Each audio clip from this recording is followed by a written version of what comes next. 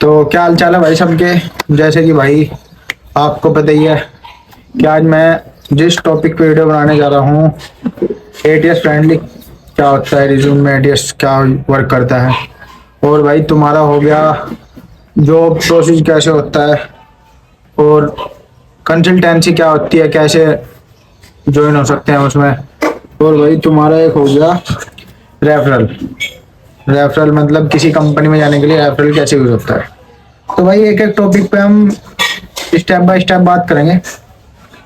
तो जो सबसे पहला टॉपिक है वो है एटीएस, एप्लीकेशन ट्रैकिंग सिस्टम। ये एक सॉफ्टवेयर होता है जो कंपनी अपने, जो जैसे हम किसी कंपनी में अप्लाई करते हैं तो हमारे रिज्यूम को फिल्टर करती है, और मतलब एक किसी पर्टिकुलर रोल के लिए हमारा रिज्यूम फिल्टर करके उसे डिवाइड कर देती है दो पार्ट में। जैसे मान के चलो किसी दो बंदे ने अपना रिज्यूम दिया, कंपनी में अपलोड किया, उन्हें चाहिए फ्रंट एंड का रिज्यूम, और एक बंदे ने फ्रंट एंड का ऐड कर दिया, एक बंदे ने बैक एंड का ऐड कर दिया। तो अब कंपनी एक एक मैनुअल को तो टेस्ट करेगी नहीं, पता नहीं दिन के कितने रिज्यूम जाते हैं कंपनी के पास। तो कंपनी एटीएस का यूज करती है। एटीएस में यूज किस चीज, मतलब कैसे होता है, एटीएस के अंदर हमने डाल दिया कि मर्ज स्टैक या फ्रंट एंड या बैक एंड। मतलब जैसे फ्रंट एंड में रिएक्ट, जावा स्क्रिप्ट, सीएसएस वगैरह, जो भी मतलब फ्रंट एंड से रिलेटेड जो भी कोई, मतलब जो भी कोई हमारा फ्रंट एंड से रिलेटेड जो भी कुछ है वो डाल दिया उसमें। उसके बाद बैक एंड से रिलेटेड बैक एंड का डाल दिया। अगर हमें फ्रंट एंड का चाहिए तो हमने, जैसे मैंने रिज्यूम अपना अपलोड किया फ्रंट एंड का, तो वहाँ पे आ जाएगा कि फ्रंट एंड एक साइड हो जाएगा, बैक एंड एक साइड हो जाएगा। ये होता है काम एटीएस का। और एटीएस का वर्क कैसे है, देखो भाई, एक रिज्यूम एटीएस फ्रेंडली है, एक विदाउट एटीएस फ्रेंडली है। तो एटीएस फ्रेंडली में आप देख रहे हो कि जैसे लिखा हुआ है bachelor of computer application BCA, ये है मतलब एटीएस फ्रेंडली। जो विदाउट एटीएस फ्रेंडली है उसका वो लिखा हुआ है बैचलर ऑफ कंप्यूटर एप्लीकेशन।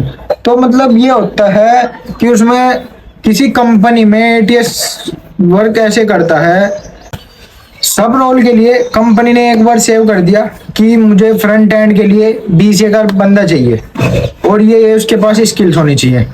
तो जब आप अपना कंपनी में सीवी ऐड करोगे किसी, मतलब किसी पोर्टल के थ्रू या इंडीड हो गया, किसी भी एप्लीकेशन से, किसी वेबसाइट से या कंपनी साइट पे जाके, तो सबसे पहले वहाँ एटीएस से मुलाकात होगी हमारे रिज्यूम की। उसमें जो कंपनी ने अपनी रिक्वायरमेंट डाल रखी होंगी, अगर आपके 80 से 85 या 90 या 100% स्किल्स और क्राइटेरिया मैच होता है तो आपका शॉर्ट लिस्ट वाली लिस्ट में चला जाएगा, और नहीं तो रिजेक्ट हो जाएगा।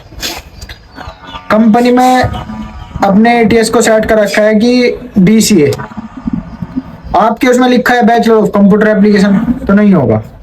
लेकिन कंपनी ऐसा नहीं करती, कंपनी लिखेगी bachelor of computer application BCA, तो उसमें आपका आ जाएगा दोनों में। अगर कंपनी ने बीसीए लिख रखा होगा तो भी आपका आ जाएगा, बैचलर ऑफ कंप्यूटर एप्लीकेशन लिख रखा होगा तो भी आपका आ जाएगा। अगर कंपनी ने बैचलर ऑफ कंप्यूटर एप्लीकेशन लिख रखा है, आपने रिज्यूम में बीसीए लिखा हुआ है, तो आपका शॉर्ट लिस्ट में नहीं आएगा, वो रिजेक्ट हो जाएगा। ये काम होता है इसका, एटीएस का। ये तो वर्क हो गया भाई एटीएस का। अब चलते हैं नेक्स्ट टॉपिक पे, ज्वाइनिंग प्रोसेस। जॉब के लिए ज्वाइनिंग कैसे होती है भाई, इंटरव्यू कैसे होता है, स्टेप बाय स्टेप मैं अपना ओपिनियन बताऊं भाई। सबसे पहले कंपनी में जाके क्या होगा, मतलब जो भाई भी कंपनी में जा रहा है वो उसको एक बात ध्यान रखो, अपने पास 2 से 3 सीवी रखो, और आधार कार्ड की फोटो स्टेट आपके पास होनी चाहिए, और भाई पैन कार्ड की फोटो स्टेट आपके पास होनी चाहिए। अपना ओपिनियन शेयर करता हूँ। जब मैं इंटरव्यू देने गया था, सबसे पहले आप ध्यान रखो कि आपके पास 2 से 3 रिज्यूम होने चाहिए, आधार कार्ड की फोटो स्टेट होनी चाहिए और पैन कार्ड की होनी चाहिए। बात कर रहे थे जॉब की, तो सब कंपनी का ज्वाइनिंग प्रोसेस अलग अलग होता है। सेल्स का अलग हो गया, आईटी का अलग हो गया, फाइनेंस का अलग हो गया, बीपीओ का अलग हो गया। तो भाई मैंने अभी तक आईटी में और एक बीपीओ में दिया है, तो मैं सबसे पहले आईटी का बताऊं। आईटी में क्या होता है, देखो मान जैसे आप कंपनी में जाओगे तो सबसे पहले इस बात का ध्यान रखना, एक छोटी सी बात है, कंपनी में 2 से 3 रिज्यूम लेके जाना, एक आधार कार्ड और पैन कार्ड, फोटो स्टेट लेके जरूर जाना भाई। 2 से 3 रिज्यूम तो चाहिए। तो क्या होता है, जैसे आपने शॉर्टलिस्ट किसी कंपनी में आप वॉक इन ड्राइव या शॉर्टलिस्ट होते हो, जैसे आप शॉर्टलिस्ट होते हो तो ऑटोमेटिक आपका रिज्यूम उनके पास होता है। मेरे से क्या गलती हुई थी भाई, मैं कंपनी में गया, मेरा शॉर्टलिस्ट हुआ था एक कंपनी में, 2-3 कंपनी में शॉर्टलिस्ट हुआ था। तो जिस कंपनी में एक में शॉर्टलिस्ट हुआ, कंपनी के बाहर 3-4 बच्चे खड़े थे। तो भाई फर्स्ट टाइम वैसे था मेरा वो, तो मैंने एक से पूछा कि भाई रिज्यूम लेके आऊँ या ना लेके आऊँ। तो उसने कहा कि अगर शॉर्ट लिस्ट हो रहे हो तो जरूरत नहीं है, उनके पास ऑटोमेटिक तुम्हारा रिज्यूम है। मैं चला गया भाई अंदर, तो जाके उन्होंने रिज्यूम, सॉरी मैम आपके पास तो होगा रिज्यूम, हमारे पास तो जॉब के लिए कैंडिडेट भी है, फिर क्या लेने हैं। सॉरी मैम, जाओ रिजेक्ट, दोबारा ट्राई करना। ये गलती भाई बिल्कुल आप मत करना जो मैंने कर रखी है अपने साथ। बस मैं भी पता नहीं किसके कहने पे आ गया। अब एक नेक्स्ट कंपनी में गया था, उसमें शॉर्ट लिस्ट हुआ मेरा, तो उसमें मैं गया जैसे, तो उसमें मैं एक रिज्यूम लेके गया अपना। तो उन्होंने जाके वो शुरू में रिसेप्शन पे वेरीफाई होता है भाई पहले कि तुम वॉक इन ड्राइव हो या शॉर्ट लिस्ट हो। तो उस पर तुम्हें अगर शॉर्ट लिस्ट हो गए तो तुम्हारे पास HR का नेम होगा, तो रिसेप्शन पे जाओ, वहाँ पे पूछेगी वो तुमसे कि शॉर्ट लिस्ट या walk in drive. Short list हो तो अपना HR का नाम बताओ उसको। तुम जाते हो भाई अंदर सीधा HR के पास, वो तुम्हारा इंट्रोडक्शन लेती है, मेन आपकी स्किल्स पूछती है। सबसे पहली बात है भाई, तुम्हारा कॉन्फिडेंस लेवल चेक करेगी। कॉन्फिडेंस अगर तुम बिचल गए या घबरा गए तो भाई बहुत दिक्कत है, फिर तो मुश्किल है सेकंड राउंड के लिए। अगर तुम्हारे मुंह में गलत भी वर्ड आ रहा है तो वो भी बोल दो, कोई दिक्कत नहीं है।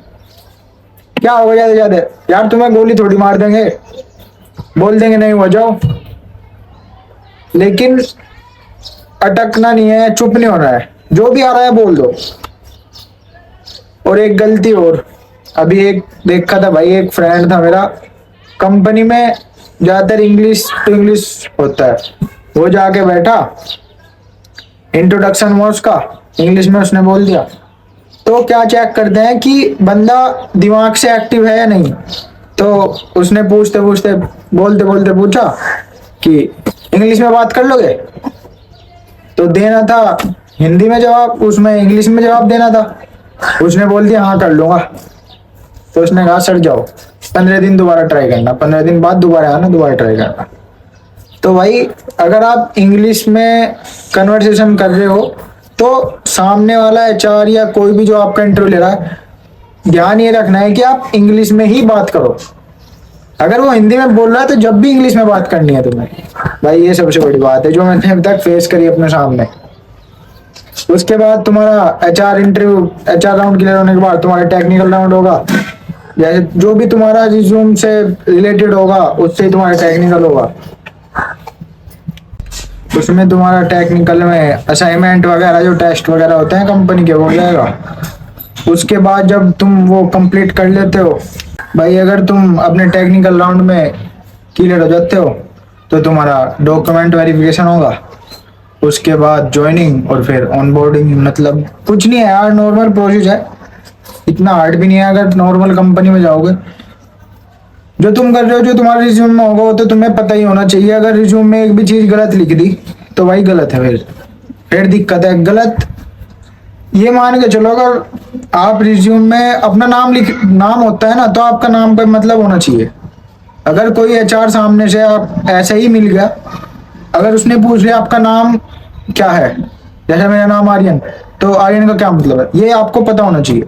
कुछ भी पूछ सकता है भाई, वो आपकी हॉबीज के बारे में पूछ सकता है। आपने मूवी लिखी हुई है, माई हॉबीज मूवी, कौन सी मूवी देखी थी 20 दिन पहले, कौन सी मूवी देखी थी, फेवरेट मूवी कौन सी है, राइटर कौन है उसका, एक्टर कौन है उसका, विलन कौन था भाई, कुछ भी पूछ सकता है, लेकिन जो अपना ऐसा रिज्यूम बनाओ जो तुम्हें हर चीज का पता होना चाहिए। थर्ड टॉपिक आता है भाई हमारा, जॉब कंसल्टेंसी क्या होती है। भाई जॉब कंसल्टेंसी होती है, मान के चलो कोई फ्रेशर है, उसे नहीं पता जॉब कैसे करें, कहाँ पे जाके अप्लाई करें, तो वो मिलता है जॉब कंसल्टेंसी से। सब बहुत सारी कंसल्टेंसी है जॉब रिगार्डिंग। वो क्या कराती है, जैसे मैं किसी कंपनी में जॉब करना चाहता हूँ, एज इट इज किसी भी कंपनी में, मुझे पता नहीं कैसे अप्लाई करना, तो मैं जाऊंगा कंसल्टेंसी के पास। उनका कुछ परसेंट होता है, कोई 10% होता है, किसी का 15% होता है, कोई सैलरी का 1 महीने की सैलरी, 2 महीने की, वो कितना भी मांग ले भाई, वो कंसल्टेंसी के ऊपर डिपेंड होता है और तुम्हारी जॉब के ऊपर डिपेंड होता है। तो तुम्हारा रिज्यूम लेगी, तुम्हारी स्किल्स, जो तुम, जैसे मैं आईटी में हूँ, आईटी के लिए अगर मेरा रिज्यूम आईटी का है और मुझे आईटी में जाना है, तो वो मुझे कंपनी प्रेफर करेगी आईटी के लिए, वो रिज्यूम कंपनी में लगाएगी, वहां पे हमारा इंटरव्यू होगा। उसमें हो जाता है, अगर मान के चलो कोई अच्छी कंसल्टेंसी है, सब तो कंसल्टेंसी ये नहीं कराती, लेकिन जो अच्छी है वो करा देती है ऐसे ही सिंपल, कोई इसमें डर वाली बात नहीं है, रिजेक्ट नहीं होगे। बैकडोर एंट्री होती है कंसल्टेंसी का काम। जाओगे कंपनी में, फ्रंट से जाओ चाहे बैक से जाओ, जाओगे कंपनी में, लेकिन बहुत सारे झंझटों से बच जाते हो, सीधा ज्वाइनिंग एंड ऑनबोर्डिंग होता है तुम्हारा, और कुछ नहीं होता। अब तो भी है भाई जॉब रेफरल।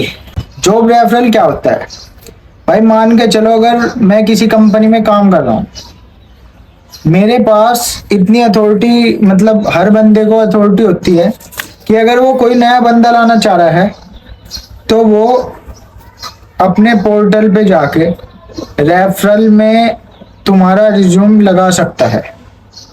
ये जॉब रेफरल का काम होता है। इससे कंपनी को बेनिफिट क्या होता है कि उसे एकदम अच्छा बंदा मिले।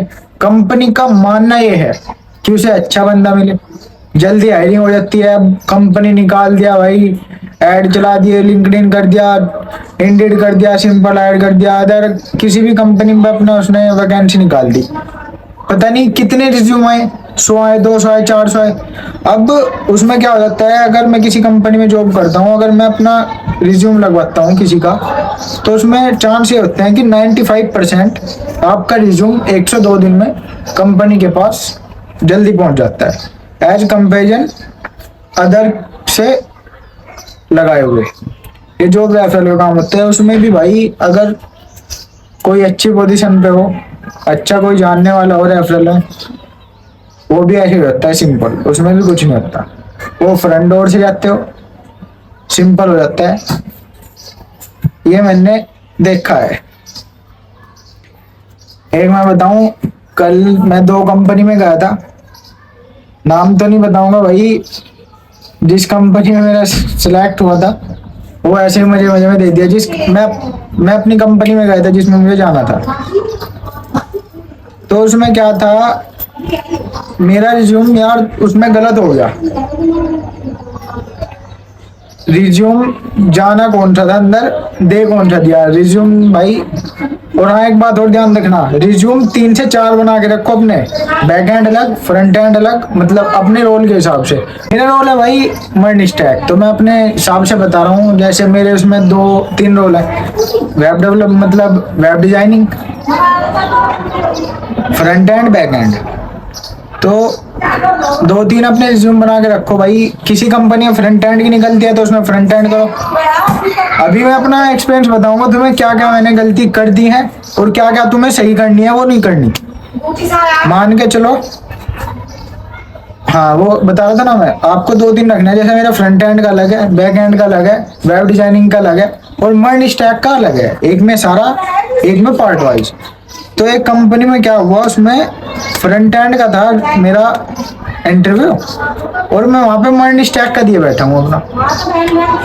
अब भाई मैं जा रहा हूँ अपना प्रीपेरेशन में फ्रंट एंड की कर रहा हूँ, जाते हैं ने भाई पूछ लिया मर्न स्टैक के बारे में, पूछ लिया, मैं गोल, पता ही नहीं कुछ।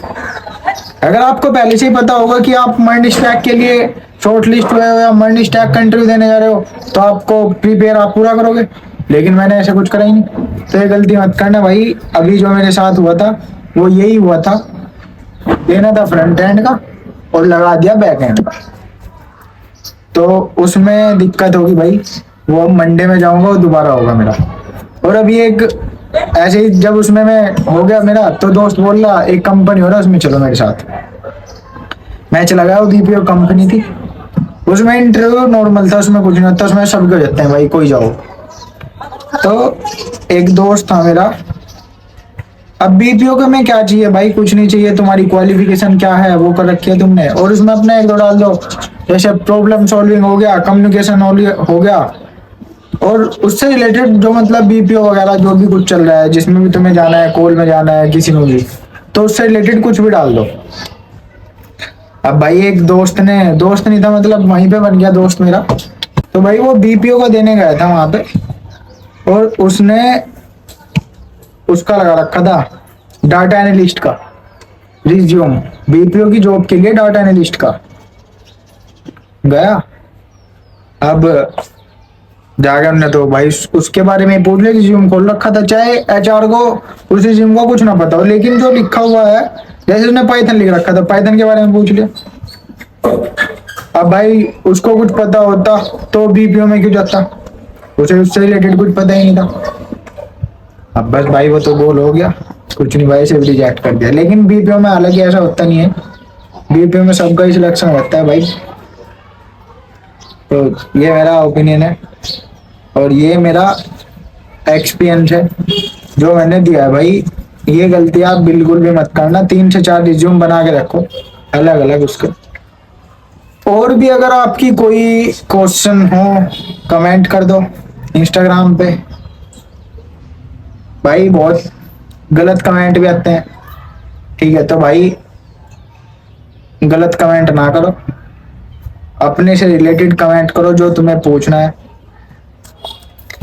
और भाई देखो, पहले वीडियो में बताया था मैसेज मत करो, मैसेज का रिप्लाई नहीं दे सकता भाई, मैसेज बहुत होते हैं। प्लीज भाई कमेंट करो, कमेंट करोगे तो मैं आपका जल्दी दे दूंगा आंसर, कमेंट में मैसेज में आपका आंसर नहीं दे पाऊंगा। तो भाई धन्यवाद भाई, और भी कुछ होंगे तो आप कमेंट कर देना इंस्टा पे या यूट्यूब पे।